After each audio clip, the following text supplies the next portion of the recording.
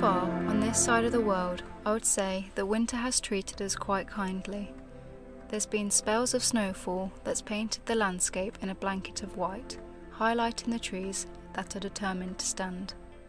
That was until now at least.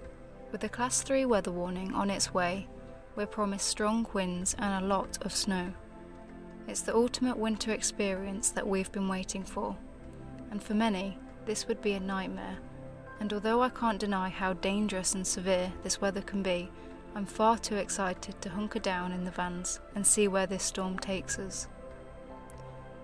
It's the most exciting thing preparing for a storm, and experiencing it through a van got our minds into survival mode.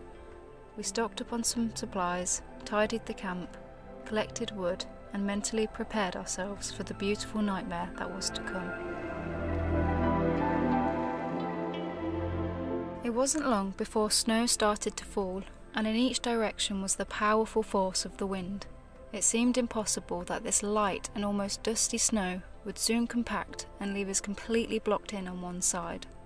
I don't know if it was the position of the vans, or just by chance of the way it settled, but the perfectly sculpted snowdrifts had made a natural walkway around camp, so being able to walk around was actually possible.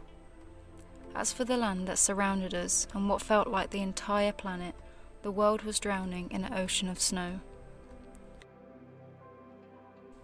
With it already up to my waist in places, the amount was unbelievable.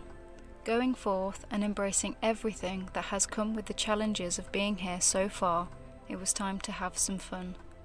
If you've ever jumped into deep snow, you'll know just how addicting everything about it is.